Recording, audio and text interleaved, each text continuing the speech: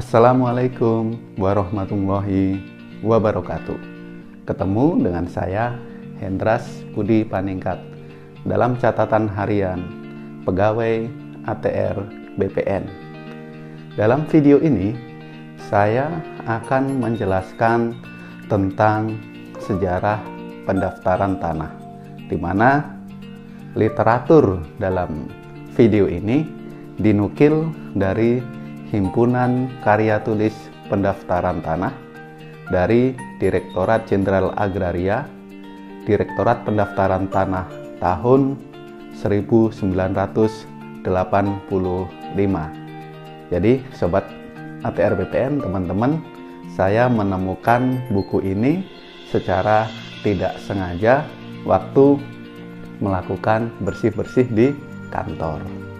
Nah, setelah membaca Himpunan Karya Tulis tersebut, ya, saya merasa dalam tulisan tersebut banyak hal-hal yang memberikan informasi yang sangat bermanfaat dalam menambah hasanah pengetahuan kita di bidang pertanahan, terutama dalam sejarah pendaftaran tanah.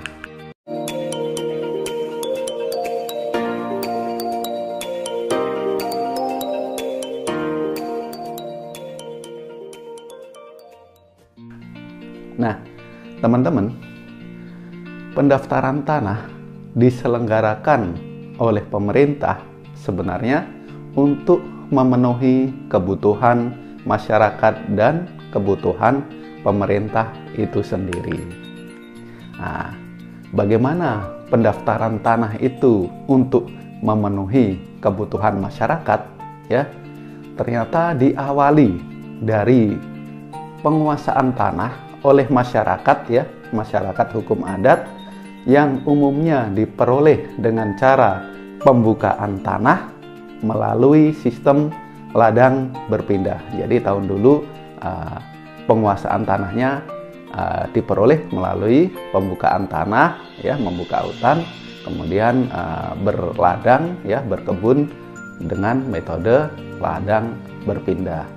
Nah, yang untuk sebagian juga diperoleh melalui ketetapan pemerintah, misalnya dalam rangka transmigrasi dan lain sebagainya. Nah, teman-teman, penguasaan tanah, ya, secara original tersebut kemudian dilakukan proses pewarisan, dilakukan proses peralihan hak dan dikuasai oleh masyarakat secara terus-menerus. Nah, dengan status penguasaan tanah derivatif atau dikenal dengan tanah milik adat. Nah, masih pendaftaran tanah dalam rangka memenuhi kebutuhan masyarakat, ya.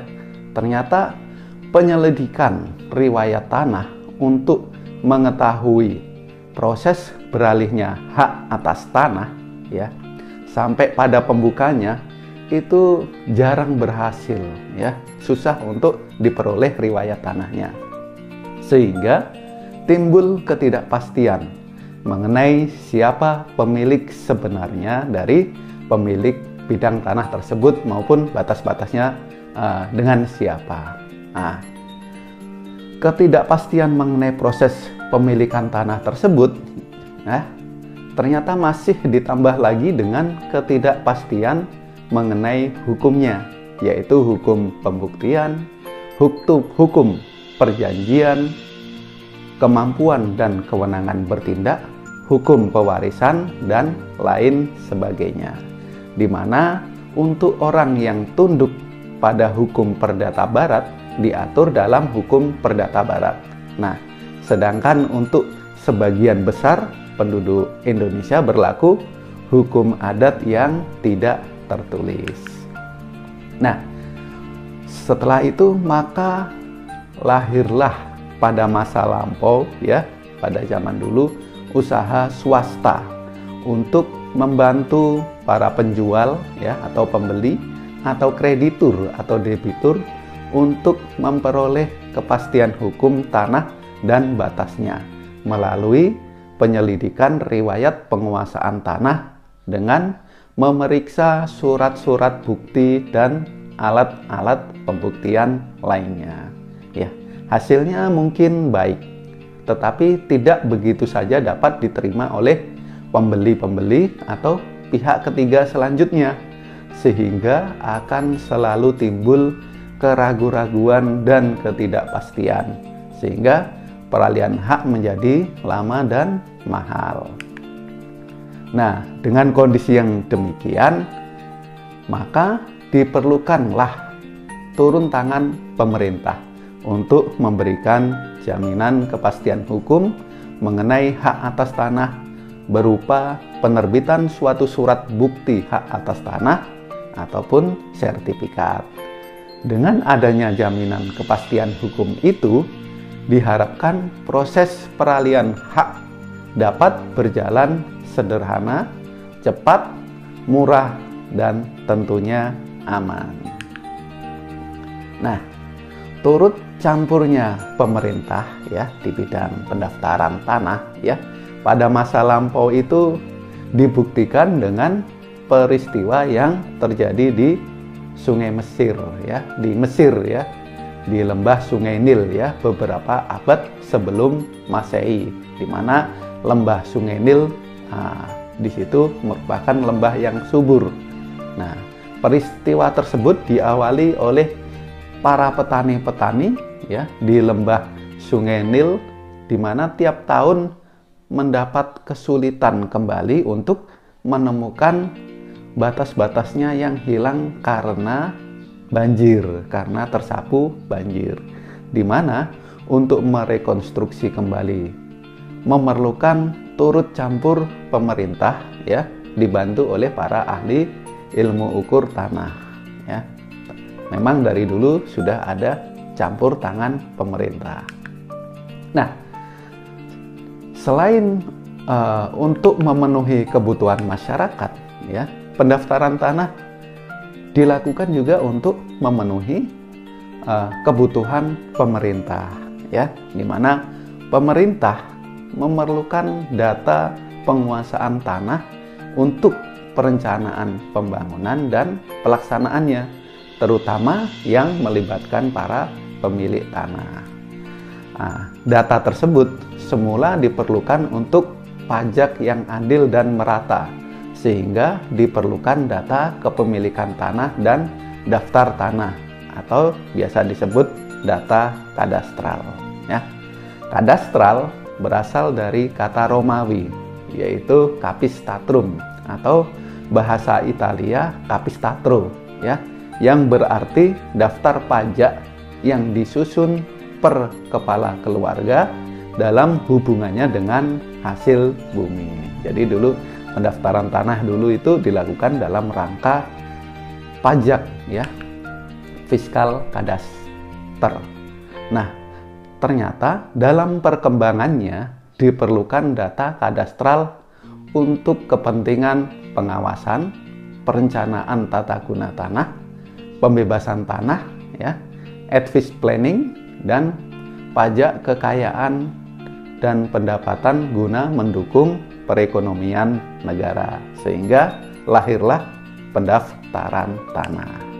Nah, teman-teman, untuk menunjang keperluan pemerintah sebagaimana yang telah kami sebutkan tadi, diselenggarakanlah inventarisasi yang dikenal dengan kegiatan pendaftaran tanah. Sasarannya adalah bidang-bidang tanah yang dikuasai sesuatu hak dan dikenal dengan tanah hak atau persil, kemudian diukur, dipetakan, dan diselidiki proses penguasaan oleh pemegang haknya.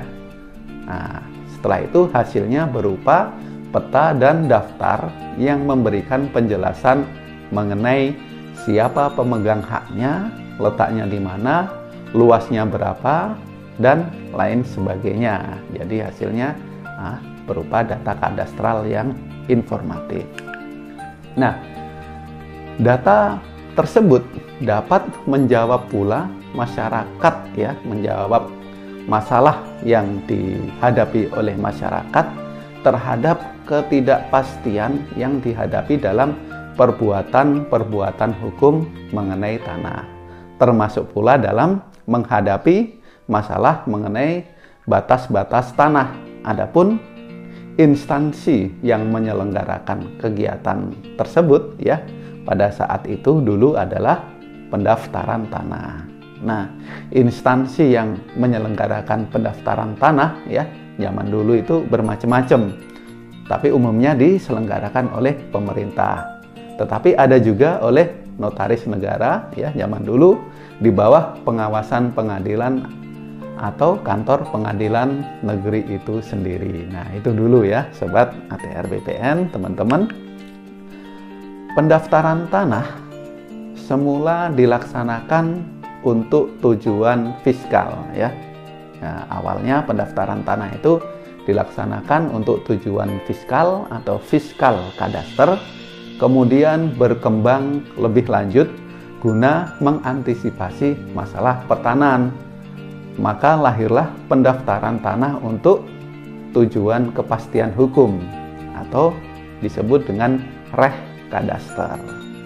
Namun dalam perkembangannya ya, dalam perkembangan dinamika pembangunan, perkembangan ilmu dan teknologi yang begitu pesat dan masif di dalam pengukuran dan pemetaan bidang tanah, sekarang ini telah timbul pemanfaatan peta-peta reh kadaster atau peta pendaftaran tanah yang bertujuan sebagai serbaguna ya, bersifat serbaguna, yaitu di samping untuk tujuan jaminan kepastian hukum, dipakai pula untuk pajak, planologi, pengawasan, dan lain sebagainya, atau dikenal dengan nama multipurpose kadaster ya. Ternyata pendaftaran tanah itu sejarahnya seperti itu ya, dari yang pertama untuk fiskal kadaster, kemudian karena tuntutan permasalahan tanah ya, tanah semakin dibutuhkan ya, ekonominya bertambah ya, semakin dibutuhkan oleh masyarakat, lahirlah pendaftaran tanah reh kadaster. Terus berkembang, nah, sekarang menjadi multipurpose kadaster ya, sudah banyak manfaat dan kegunaannya.